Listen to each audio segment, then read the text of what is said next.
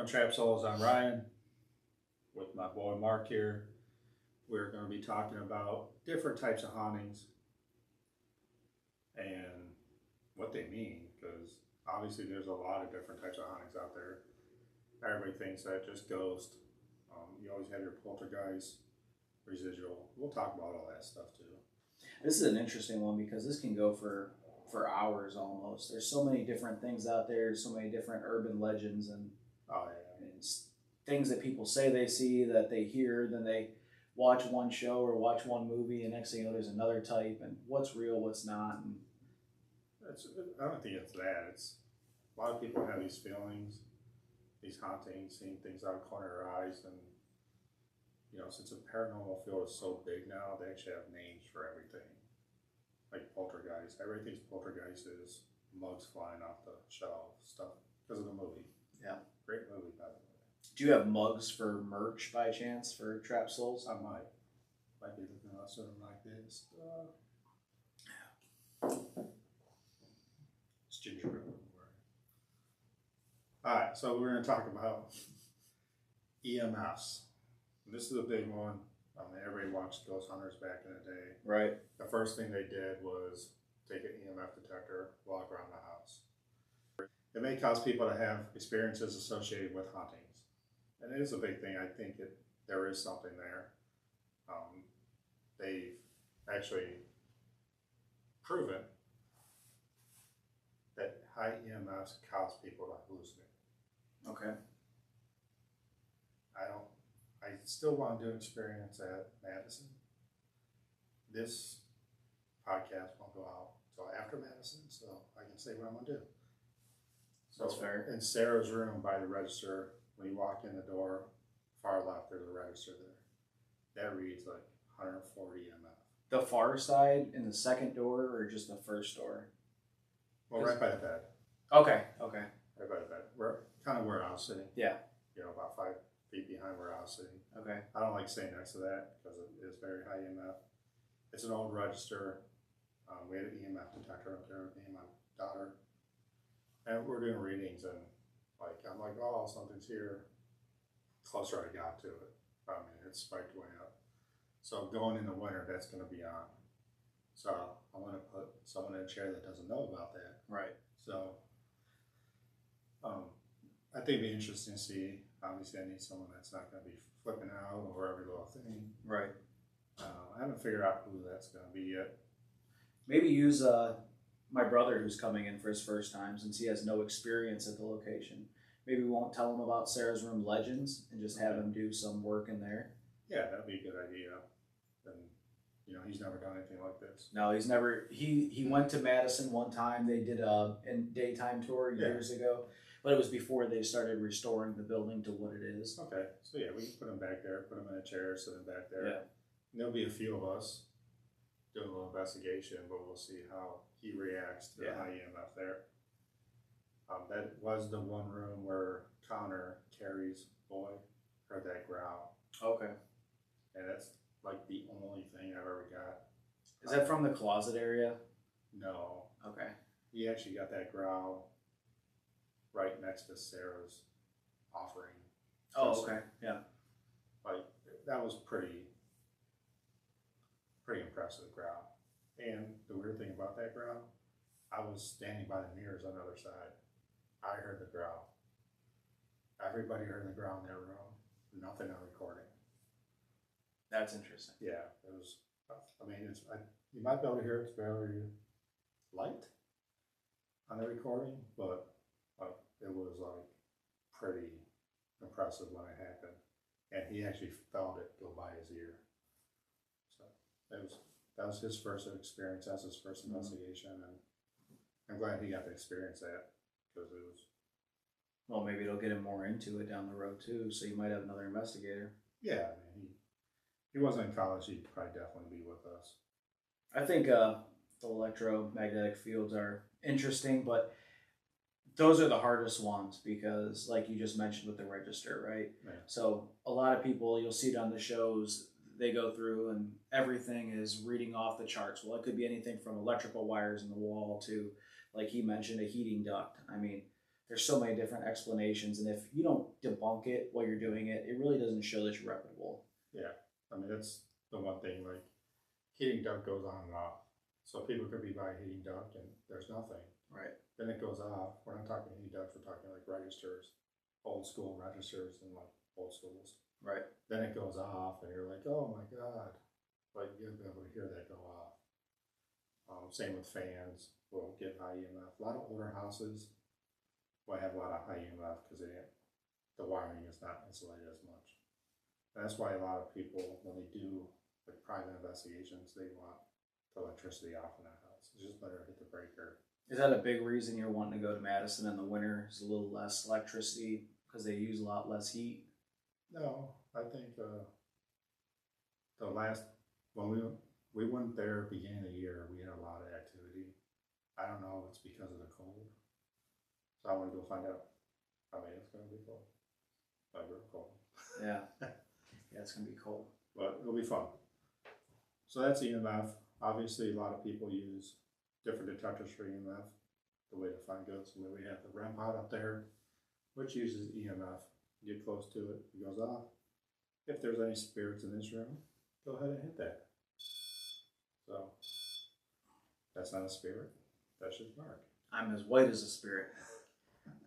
So, if there's anything in this room, hit that. So we're going to inference sound, which this I kind of saw this on a couple of shows this year that they're trying to use infrasound to create, especially portals and mirrors, because it breaks down the fiber or whatever in the mirror, which can create a portal. I don't know if I believe in it. That's new to me. I really didn't. You see in the movies, stay away from the mirrors. Things look back at you. Your reflection always looks back at you. But it was the first time going to Madison with you guys that you guys were like, hey, you're going to notice all the mirrors in the building are covered by sheets and so forth. Don't look in the mirrors. It's a dimension thing. Never been big into that, but I also, because you said that, I make sure not to look in any mirrors. But I think it's like when you have a button and a kid, and you say, do not touch this button, what's a kid going to do? Yeah. So if I see a mirror covered, what do you think I'm doing? Right. I'm uncovering that mirror. I mean, might as well find out. You're a mirror uncoverer? I'm a mirror uncoverer. Ryan runs towards things and uncovers things. But it's kind of weird because like you go in these places and they have 25 mirrors. Only like 5 are covered. Those are supposedly the bad Right, ones. right. I'm uncovering them. So we'll see if anything comes through there. So low frequency sounds like infrasound can cause people to experience unusual feelings like anxiety or a feeling of being watched. So some of these groups, some of the groups are using a low frequency trying to cause hauntings or ghosts to come out. They're actually just creating their own anxiety. So it's not really calling a spirit, just creating their own mind fuck, I guess you want to call it. I don't know what you call it. So a big one that everybody talks about, sleep paralysis. Nailed it. Yeah, you did. Nailed it. First time. First time. That wasn't even edited. Alright, sleep paralysis can cause people to hallucinate ghosts. And we were talking about this before we started this podcast. Does sleep paralysis make you believe you see ghosts, or do ghosts cause sleep paralysis? I don't know. I think it's the first one. Yeah, interesting thought, right? I mean, I think anybody that is listening to this or watching this would probably 50% or more would say that they've seen something and they've ran into the sleep paralysis. I believe that at one time I saw something, but I can't prove it. I don't have any evidence to it. You know, I woke up, thought I saw somebody at the end of the stairs, and then I jumped up as soon as I could unlock my body, turned the lights on in the house, and there was nothing there, right? Was it a dream? And I just woke up at that moment, jumped up, grabbed the light. I don't know. So I won't say that it's actually happened to me, but I think anybody's been in that kind of situation. I think I never have, but Okay. I think the people that have had sleep paralysis will always say it's a ghost. Not always, like you didn't, but majority, 99% will say, no, it's a ghost. people like me who never had it will be like, no, sleep paralysis, that made you think you saw the ghost. So the definition is a temporary inability to move or speak that happens when you are falling asleep or waking up. And Saiwan was telling me a story when he was younger. And I guess it usually happens in your 20s, 30s. He was laying there, couldn't move, couldn't do anything, got touched, got pulled, saw something, was trying to speak to it, couldn't speak, nothing. And he swears to this day that it was a demon. Wow. And So, he's a really religious man. Yeah. I think most people say too when they talk about the sleep paralysis is that they'll wake up, they're sleeping, looking straight up, and then there's something just hovering above the bed, right above their face. I would say that you see it in movies, you see it in shows. That's what everybody says is those scenarios. So, I mean, maybe there's something mind to it because there has to be different scenarios, but that's 99% of the time. That's what you see in the shows and hear on the movies and stuff. So. Yeah, I mean, they say they can't move, they can't speak. A lot of people feel like they're being held down. Right. I mean, your mind is powerful. You can create that yourself. So, I don't know. Maybe I'll have one tonight. Maybe Since I'm talking about it, I'll have some sleep paralysis. I really don't sleep though, so. Alright, so we go to stone tape theory. never heard of it. Never heard of it until I looked it up. Don't believe in it. It claims that ghosts and hauntings occur when rocks and other items release historical information. Like, I mean, that's not like Stonehenge type stuff, is it? I don't really know. The only thing I can think of is maybe this goes to the Native American stuff because they always stacked stones above grave points. I mean, Maybe like Civil War battlefield. Yeah, could be. You know. It suggests that ghosts are actually recordings of past events that are somehow stored in inanimate objects. Theory is that when certain conditions are met, recordings can be played back. So maybe this kind of goes into residual, I think, connects to residual hauntings the same way. Maybe, someone died on the battlefield. Maybe that story's stuck into that, their memory of it is stuck into that object. A stone. And it's there, right? But I don't know. I don't believe in it. Yeah, I mean, if you're going to think like that, I mean, are you going to walk past a boulder and there's going to be a T-Rex versus Triceratops battle that just breaks out because of memory and stones? I mean, okay, question. How come we don't see any ghost dinosaurs? That's what I'm saying. Are they stuck into stones? They might be deep in that stone. Alright, so no, I really don't believe in that. I don't believe stuff is stuck. Now if you get into like Wiccans, witches, in their own nature, so maybe they believe in that stuff. I don't know. If you're a witch, I need you to come on the show. I want to top some witch stuff. Crystals. I don't believe in that either. But he has merch for you. I have merch. Okay, so place memory theory. Never heard of this either. Yeah. Which, I mean, traumatic or meaningful experiences can become connected to a space.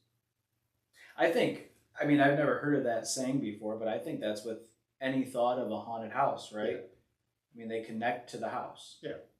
There's people connected to the house. There's people connected to objects. So, yeah, I mean, I guess it, like you said, most hauntings. And we talked about that my last podcast. So I have a little issue because we're at Ross' house and we're talking about the coal miners and other stuff that's around. Why are they at the Ross house? Right. So what makes something, this is repetitive from last podcast, sorry, but Reed wasn't here. What makes something that happened 2 miles away that's not even connected to this house come to this house? And you see it all the time in shows. When they can't find anything connected to that house, they're like, oh, there was a murder 7 miles away. Great, there's murders everywhere. Yeah. So, and my theory about it was, after thinking about it, was people are investigating this house. They're not investigating anybody else's house. maybe they come here to get their story out. That's the only thing I can think of. Yeah, I don't know. And I think you can make a whole other podcast on just this subject. But if you think about it like that, okay, I just went to Gettysburg 2 weeks ago, and I went on a ghost haunted tour through downtown. Should have recorded it. And we went past a bunch of houses. A lot of the houses had a lot of the bullet holes and, impact locations from the artillery in the buildings. But as you're walking past these houses, you're hearing these stories, and it's compelling, right? But if you think about it, you're walking past the house, and then, you're looking in these houses, and people live in them. Mm-hmm. And you got like John Johnson sitting in the house next to the 8th most haunted house in the world, and you're sitting there watching ESPN in his living room. Is there nothing haunted going on in John Johnson's house in the middle of the 8th most haunted house in the world? In this house that's been blown up by artillery. So, I mean, at the end of the day, yes, we're investigating some of these houses because they're known to be haunted. Like the Ross house is one, but there's got to be houses in between that have just the same thing. But can people not move out of those houses because that's all they can afford to live in because they've been there, family scenarios, whatever? Or are they just not haunted? I mean, if the person died in the house that's haunted, maybe they're just stuck in that house. They're just connected to that house. And like the coal miners, I mean, yes, they died in the mine, but maybe they want to get their story out, so they go to another house. Maybe those other houses, they might have spirits in there, but no one's asking questions. Maybe they go to where someone is asking questions. I don't know. I mean, I asked a lot of questions while on investigations, but. So I don't know if it was on any of the podcasts you've already recorded that I haven't heard yet, but you were going to look into what was going on when Tegan was doing her experiment, and then we heard the 8 and the 9. Yeah. Did you do anything more with that? Yeah, it's on the podcast. Okay, I'll have to look back and see that. Yeah, but I haven't released that one yet. Okay. Well, then I won't be able to see that. That's next week. Okay. Podcast will be released. Okay. But that was interesting because after we went to Ross, so when we went to Ross house, like Ryan said a couple times, we try to go in these places we've never been to blind. Yeah. Afterwards, I sat at home and I watched 2, 3, 4 different investigators go into the Ross house to kind of see if anything made sense for us. And a lot of the things that they were talking about, we really didn't pick up on. One thing though was there was discussion on like the 8 and 9 numbers on a couple different investigative groups, which was very interesting because that was the only thing that we kind of went, there was something in that little piece that she was doing that made sense, and it was something you were going to dig into further. Yeah, there's some interesting facts. I mean, you guys will hear on when the Ross house, it's going to be called Ross House Silent Night. That's the title. Because of Christmas. Well, Christmas plus it was silent. I see what you did there. Cool. I like that. Okay. I get bored at work. I think it's stupid stuff. But listen to that one. Obviously, I didn't put T and Estes on there because it's long. But you can go on Facebook, watch that video. So follow us on Facebook, Trap Souls, if you want to. If you're Soul Seekers. And definitely go on YouTube, Trap Souls. Subscribe. Doing a lot more videos, a lot more podcasts, obviously, on videos, and there'll be some good stuff on there. Definitely check out the Ross House. It's a good place to go to. Keep promoting that. Ross House, Bel House, every place we've gone to has been worth going to. So we're gonna get into types of hauntings. The infamous shadow people. The shadow people. I saw one at Ross House. You did? Downstairs? Downstairs in the basement. I saw that on your solo. You said you saw something. Yeah, of course I had a camera on my big ass face. But, that's the way it goes. I want to tell you though, your solo, very Blair Witch Project feel to it. Small Black Bear meets Blair Witch Project. That's why I wasn't scared of shadow. Like I said, Peter Pan was looking for a shadow for 20 years. I found it. That's why I didn't scare me. Boy, Peter Pan, that's one you could do a ghost show on too. Yeah. With the conspiracies on that. Anyways. Okay, so shadow people. Shadow people. It's usually seen out of the corner of your eye. Rare to see them in full. Like to hide around corners and keep their distance. Some believe they're not human and are from this world. I have a hard time with this one. No, do I think there's shadow people out there? Yes. Do I think the stuff you see out of your corner of your eye is a shadow person? No. A lot of people see a lot of stuff out of the corner of their eye. That ghost does not know you're looking straight forward. Like, are they sitting there like a deer trying to cross the road? Like, where are you going now? Right. Now, I have seen shadows. We've seen them at Bel Air House. Seen them at, Ross House. Definitely saw them at Trans Allegheny, because that's a full shadow, gray shadow. But the stuff you see out of your corner eyes, I have a hard time believing. Yeah, I don't know. I don't believe there's shadow people. I don't believe there's shadow people. No. I think that people see shadows. Yeah. I believe people that you can't identify. I know Madison, when we were up in the attic, we all hung out for a few 20 minutes or so waiting to see something. And at one point, Bird and a couple others said they thought they saw a shadow across the wall. But Madison's hard. I mean, anytime you think you see a shadow person, I think you really have to try to disprove it. Because that could be someone else doing an investigation on another floor. A lot of old vents are just vents themselves, no ductwork.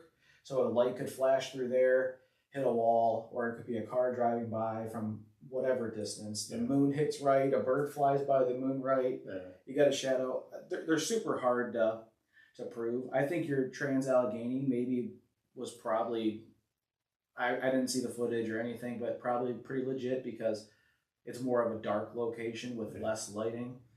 But I think people make the shadow people more than they are. I really don't think there's as many shadow people as they investigate. I think that goes everything for all evidence of the paranormal. I think majority of evidence is something else. Yeah. I think there are stuff out there, obviously, because that's why I do it. But I do think the majority is play. Yeah. I mean, nature play, whatever you want. Like you said, it could be a branch from a street light. Yeah. That just the wind moves and it moves. So yeah. Again, shadow people, they're not just shadow. I think there are spirits that are moving. All you do is see their shadow. Right. You don't see the whole thing. Like the one in Trans Allegheny was great. That wasn't a shadow. I guess you call a shadow person. But that damn thing looked at me and just kept walking. It was only like 20 feet away from me. That's the biggest thing I'll say just in this podcast, the video, is if you think you see something, and Ryan said this, every video that I've talked with him in, any podcast I've talked to him in beforehand, go towards it and figure it out. Don't just say, I saw this, this is what it was. Try to debunk it. Because if you don't try to debunk it, how do you prove it? And how do you expect people to believe it? Like, all of you listening right now, you could be thinking, you guys are so full of shit. Yeah. If we were just sitting in here saying, I saw 7 shadow people at this house and they ducked their heads back in the room and then we just left and we were so scared. Well, no, go in there and figure it out. Yeah. Was there a truck or a car that stopped in the road, flashed its lights, beeped its horn, whatever the case is, figure it out. Just figure it out. Yeah, you always go twice. I mean, Bel Air House, if you want to see shadow people, go to Bel Air House. They're all over the freaking place. There are shadows that are in that house. And they're like body shadows. They're not just out of the corner of your eye. So go to Bel Air. It's a pretty cool place if you want to check out some shadow people. Especially on the porch. Yeah. Yeah. And just for the record, Bel Air House and Ross are 2 different locations within the city of Bel Air. Yeah. So they are 2 different locations. We will be going back to both. Alright, one of the biggest ones, Poltergeist. Classic movie. Classic movie. Great movie. Second one, not so much. Nah.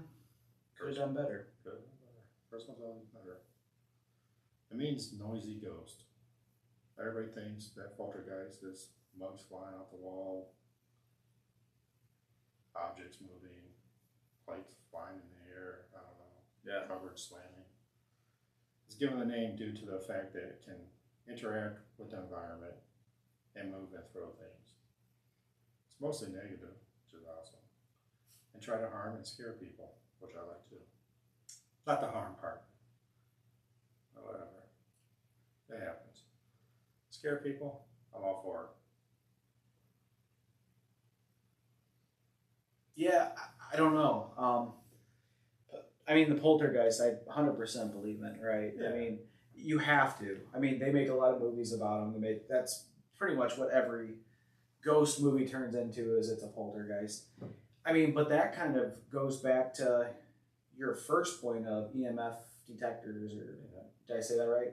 Yeah. I always butcher that. But is it just more electricity running through the house? You're getting more activity? Is it, I mean, what? I don't know what creates. I mean, it has to be a pretty strong entity to be able to throw stuff. But they say that stuff's built off of electricity, or it's built off of fear kind of thing. So there's got to be something giving it that power. If it's not a demon, right? Because demon's a completely different subject. Demons don't have to use the environment. Right. So there's got to be, if it's a poltergeist, there's got to be something basing. That's it for different types of ghosts. I'm sure there's more out there. There's a couple that were just far-fetched. Like rock trapment.